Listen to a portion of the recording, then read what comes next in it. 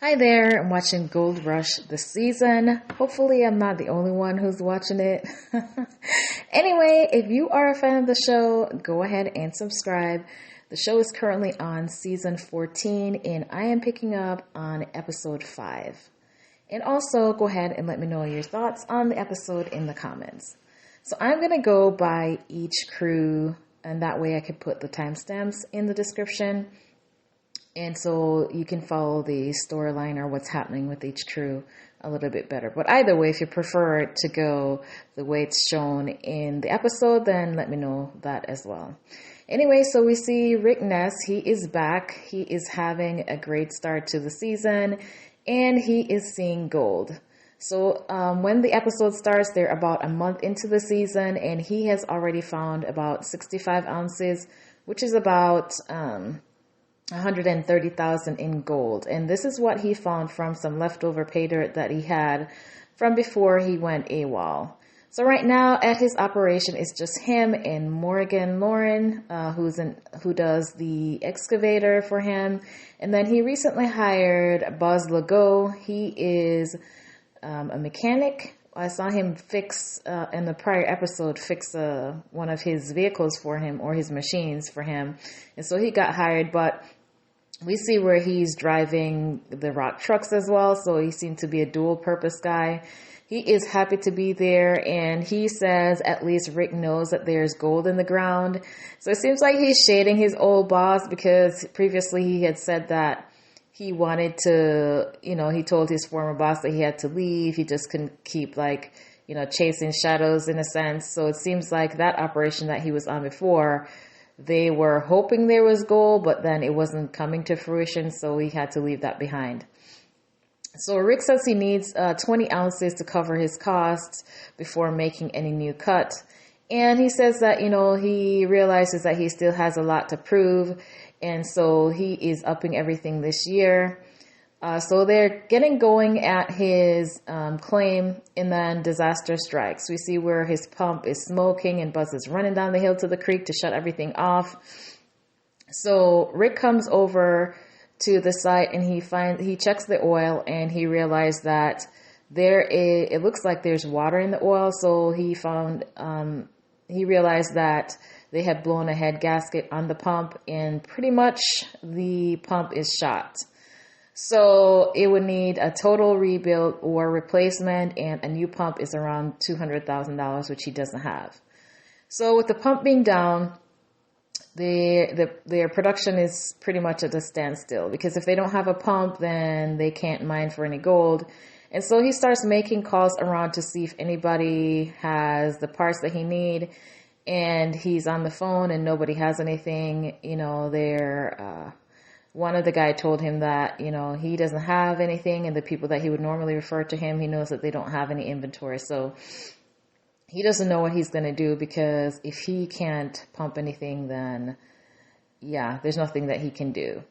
So later on in the episode, we find that he was able to locate a pump after being shut down for 3 to 4 days. He found a pump that he was able to lease. And we find out that having been shut down for that period of time, the shutdown had cost him about $40,000 in potential gold fine. But anyway, we see where the guys transport the pump to his site, and they're helping him to get it down to the creek and get it set up, which, Rick was very happy for. That kind of helped shave down the time that they needed to do the installation and getting it up and running. And the narrator tells us that the pump weighs over 2.5 ounces. 2.5 tons. That is super, super expensive. So Rick was helping to move the pump with his machinery. So he has to be very careful, because if it's leased and if he damages it, guess what? He's going to have to pay for a replacement. So this is money that Rick does not have. So anyway, they get the new pump up and running, and so they're ready and raving to go, because they have been out of production for a few days. And it's really cool that this new pump that they leased came with a remote. I was like, wow, I wouldn't have thought that heavy machinery would have a remote, but he can start it from, a good distance away. He doesn't have to go down creekside to get the pump started, which is kind of nice. because the pump was kind of down a ravine to get to where the water was. So Rick wants to get back to sluicing right away, but not too long after that they started running again. We see that the pump is not working. So Buzz had to shut it down again, and when Rick came back over, he realized that they had run the pump out of oil. So he was like, oh my goodness, yeah, we got to make sure that doesn't happen again. So they filled back up, and they were able to get going again. Thankfully, it was an easy fix, and they went right back to work getting production going. So later, Parker is at Dominion Creek, and he's hoping to finish getting rid of all the overburden to be able to sluice in the next 3 days. But that has been delayed, and that estimate has been pushed out to around 10 days. So far for the season, at this point that the episode we're in, it's about 5 weeks into the season, and he hasn't brought in any gold as yet. He is hoping to have at least 5,000 ounces this year. So far, he's got a lot of obstacles. We know that he recently purchased the Dominion Creek claim for $15 million, which they're reiterating again, and that he's desperate to bring in income to be able to cover the expenses, because at this point, it's all money going out to keep the operation going, and they're spending money at an alarming rate, and he's desperate to bring in some income. So the Dominion Creek claim is a 7-year project, and if all goes well over the time, the time that the project goes on, they're supposed to get a payout estimate of $160 million if all goes well, based on what they're projecting or what their analysis has determined the amount of gold that's lying there. He is worried about going broke before he hits that payday, and at this point, there's just no income, just everything's going out. So he wants them to be able to remove his crew to be able to remove as much overburden as possible. And he also wants to be able to bring in some income in the meantime. The crew at Dominion Creek is supposed to strip about 40 acres, for 40 acres in the next few weeks in order to get this done. And in the meantime, Parker is starting another operation on some leased land that he has, and he feels like this should be a quick way to bring in some income. This land is leased from a gentleman, two gentlemen. I don't remember their names. So he's splitting up the crew, and majority of the crew is working Dominion Creek, and then he has a smaller operation at the lease site, which is about 3 people. He has Tyson and another lady who's running one of the machinery, and somebody else. I don't remember the name of that person. So this secondary operation is pretty much a skeleton crew. They have no backup. They don't have a support truck. They're just out there doing the best they can. Initially, Parker had thought that this would be easy. They wouldn't have to dig too far down to be able to get some gold. But they are finding out that this is not the case. It turns out that they have a lot more overburden there that, they had anticipated. This secondary operation, though, is about a 7-acre cut. And so we see later on in the episode where Parker comes over to check on the progress of the leased land. They have now nicknamed this claim the Unforgiven, just because they've been digging and moving dirt, and no sign of gold. So when he came over there later on in the episode and went to check the progress and to see where they are, it doesn't seem like they were remotely close to pay dirt. So that was very disappointing for him. The crew is stressed out as well, because they know the huge financial commitment that he's made to first buy Dominion Creek, and they're also aware of the fact that they haven't found anything so far. So Tyson, who's in charge of this secondary claim at Unforgiven, he has asked whether he could have a 750 excavator, which is supposed to have more capacity and be able to help speed things up so they can move more dirt. Parker said that he would see what he can figure out, because, in order for them to be able to get closer to pay dirt, they're going to have to be able to move quicker than they are now. So later we see that Parker was able to make this happen, because we see where this larger excavator is getting transported over to Unforgiven. And so now with this larger excavator, they are able to get things moving a lot quicker. Now let me backtrack a little bit. Shortly after Parker came by to visit, Tyson discovered something was wrong with his excavator. He wasn't quite sure. He just heard something and he was like, what is going on? So he went out and then he realized that there was a track pin that was close to breaking. So he had to stop to prevent further damage and he had to call for help. Now, because he was far away and he doesn't have a support crew immediately in the area, that caused a delay in them being able to get more work done. And so it took like about an hour and 10 minutes for help to arrive.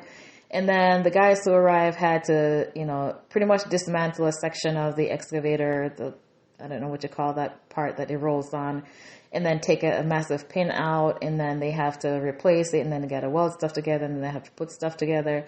So all in all, they were delayed by this repair about 6 hours. So after they ended up getting the larger excavator, though, they were able to move dirt about 4 times faster. Everything was going smoothly. And we find out later in the episode that they were finally able to make it to pay dirt. And so we see as their segment closes out that Tyson finally hit bedrock and says he's ready to pan. So when he did that, he did find some flecks of gold. The last time that Parker was there was only 4 tiny colors when he went to pan, and this time Tyson found about 10. So that was hopeful. He was hopeful for that. He goes to find Parker to deliver the good news, and he wants to know if he's ready to sluice. Does he want to set up a wash plant? And Parker tells him, well, go ahead. And he also tells him to ask for help if he needs it, but try to be as self-sufficient as he can. Even though Tyson was bringing pretty good news, and, Parker should be happy to hear this, he just didn't seem as excited that you would think he would be, but I kind of understand. He's got massive overhead going on, and he's still very much stressed. Even though they're making progress at Unforgiven, he's still pretty stressed. And so far at Dominion Creek, when we get to the end of this episode, it doesn't seem that they have found any gold there as yet. So fingers crossed for the Schnabel crew that they'll hit gold soon, because it cannot be cheap keeping both operations going with no gold. Tony Beets is moving his operation back to Indian Creek. The Indian Creek claim was one that he had been working on before, but he had lost the license there to mine, so he had left there. And he was mining at Paradise Hill Camp. But now that his mining rights have been renewed, he's moving all his operation back to Indian Creek because he has a claim there, or what do they call it, a cut, that he feels like would be a quick and easy spot for him to get going on again and to be able to bring in some gold. Just like Parker, he hasn't brought in any gold so far this season, and so this was the reason for moving his entire operation from Paradise Hill to get some quick gold into his team. So he thinks that they should be able to get going within a week or 2. The problem is with being at Indian Creek is that he has restricted water license, so he cannot pump water in or out of Indian Creek, so he has to recycle it. So we see that he has a 5-year-old cut that has water in it, since that he hasn't been able to mine in a while. That cut that he had there is now filled with water. And so his plan is to pump the water out of that cut and then move it into another area, and that way he'll be able to mine in that section. So in order to do that, he needs a pump and then a large section of piping to transport the water from the cut to another section that he plans to put it. And so Mike is going to be the one to be able to assemble this system of pipes. And so we see where they have some massive lengths of pipe that they need to put together, and then that would work to relocate the water. So the sections of pipe need to be very smooth in order to fit together. And then there's some heating thing that goes between it to be able to help fuse it together. And so we see where they have an issue where one section of pipe wasn't flush. And then we see Mike bringing out a chainsaw to be able to cut down a section of the pipe, which I was like, wow. I mean, given how big they are, you'd think a chainsaw wouldn't work. But yeah, that's what he used to cut it down. And so once they have that all put together, they're able to move that huge section of piping over to the area and start pumping out the water from that cut so they can do what they need to do. Once the flooded cut is drained, then now they can. Tony says that they need to remove a foot of overburden, and then they should be able to start sluicing after that. So Mike is doing the stripping, and then they have a rock truck that's taking away all the crap or the waste dirt from there. And then we see where this new hire that they have is the one who's supposed to be taking away the waste. But we find out because of the weather, with it being cold and then thawing, and the ground is really muddy. And so this guy, he got stuck in the muddy section with his vehicle. And he says, do we call it a vehicle? His machine. And he says he was hoping that he wouldn't be the first one to get stuck, but unfortunately he is. So he's stuck and had to call for help. And so they had to pull him out, because with him being stuck, it was causing a traffic jam with all the heavy equipment that needed to be moving around. So he got pulled out and they got going again. Later on in the episode, we see, which is a week later, 6 weeks into the season, that Tony has now found gold. So we see where he has his granddaughter Jasmine, and he's showing her the pan with the gold in it. That was so cute. And so we see where Tony and Mike and Monica are at the site that they stripped, and so they're going to pan for gold. He thinks that this should be gold-rich dirt, and he's hoping for at least 5 flakes when he pans. And so they found sufficient gold when they went panning, and it looks like they had some chunky flakes of gold in it, which is good. So now they're gonna move forward with setting up a wash plant to be able to get going and actually get some gold production going. And their goal is to make 6 ounces of gold for the season. And so now they have to get going with that and to be able to bring in some income, because so far, still no income for him either. So this show is a very high-stressed show.